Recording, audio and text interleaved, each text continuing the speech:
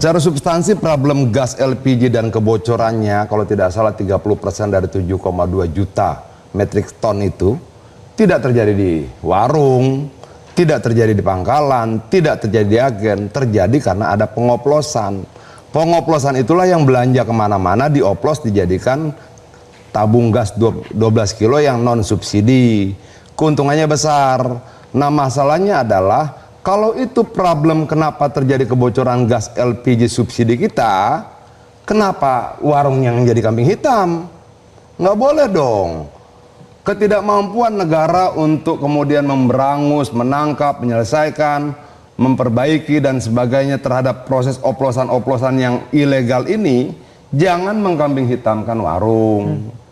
Warung ini untung berapa? 1.000, 2.000 perak kok. Dan kenapa dia jualan jadi bikin warung? Karena negara gagal memberikan lapangan pekerjaan. Negara gagal membuka lapangan pekerjaan, rakyat bikin warung. Oke, rakyat tidak mengeluh loh. Rakyat tidak menuntut negara, rakyat buka warung. Lalu dia mau tambah penghasilan, ambil 10 dari pangkalan. Dia ambil dari pangkalan HET Tangerang kalau tidak salah 19.000 rupiah, lalu dia jual 21.000, 22.000. Dia ambil selisih 2.000 rupiah, 1.000 cuma untuk antar kirim dan sebagainya. Dan warung-warung ini berbeda loh. Warung ini bisa ditelepon di WhatsApp dari rumah. Pak, gas saya habis, dia datang. Bukan cuma datang, nyambungin gasnya.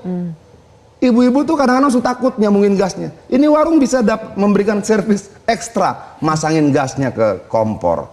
Lebih menarik lagi, saya tanya kenapa ibu tidak beli ke pangkalan? Di pangkalan nggak bisa ngutang, Pak. Di warung bisa. Sama seperti kita ngutang beras, kita ngutang minyak, di warung tetangganya bisa. Dia bisa, Pak, saya utang dulu Pak 1 tabung. Kenapa? 1 tabung kan tuh 7 hari rata-rata penggunaan keluarga. Oke. Nanti hari ke-7 hari Sabtu suami saya baru gajian, baru saya bayar. Boleh, boleh.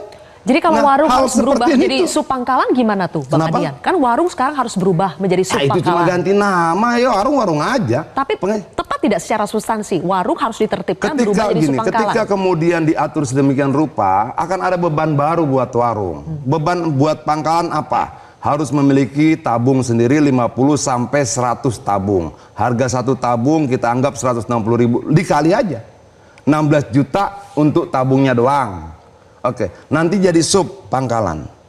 Mereka harus beli tabung lagi berapa? 20, mungkin 25, mungkin 30. Ini bisnis tabung apa bisnis apa sih ini? Itu loh. Bang Adian, ya, maksud tadi oplosan itu di mana? Kenapa? Oplosan itu ada di mana? Di banyak tempat. Bukan. Dong. Maksud saya di dalam sistem distribusi di pangkalan kah, di agen kah, atau di atasnya? Loh tidak ada. Ini mesti dijelaskan ke masyarakat. Abang, maaf ya. Dia terpisah. Ya. Oplosan ini bukan agen, bukan pangkalan, bukan warung. Oke. Oplosan ini sendiri. Dia beli di pangkalan, dia beli di warung. Kenapa? Aturannya memang 10% itu bisa diecer. 90% end user. 10% bisa diecer. Nah mereka belanja. Nah, justru itu pengajian negara hadir untuk mengontrol itu. Loh, bukan agar loh. supaya subsidi ini tepat sasaran. Yang harusnya digerebek oplosannya. Pengoplos. Pengoplosnya. Setuju, itu setuju. Pengoplosnya, nah pengoplos ini kemarin ada yang ketangkap berapa bulan lalu atau 1 tahun lalu itu punya 6.000 tabung. Oke.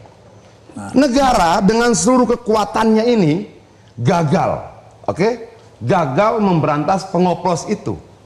Terjadi kebocoran, lalu negara butuh jawaban. Warung disalahkan, jangan dong.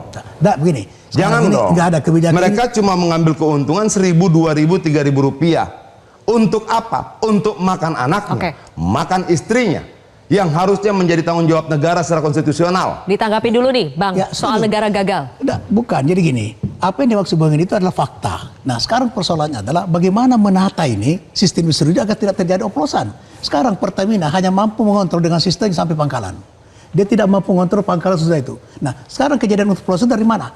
Dari pangkalan ngambil terus tadi baru dioplos. Nah, ini yang sekarang mau dikontrol di negara agar supaya tidak terjadi oplosan, subsidi bisa kepada yang menerima manfaat. Kemudian agent ini yang sekarang ini itu bukan dipangkas. Warung-warung itu kalau harus kita ada. berbicara, maaf ya Bang ya, kalau kita berbicara tentang negara, maka pertanggungjawaban agar tidak terjadi pengoplosan tidak cuma Pertamina, tidak cuma Kementerian SDM, tidak cuma Inspektorat, ada kepolisian di situ, ada kejaksaan di situ, ada TNI bisa ikut membantu memberikan informasi. Bahkan jika dibutuhkan seluruh PNS bisa diberikan tugas untuk mengawasi Oke, itu. baik. Ratusan ribu orang, Bang.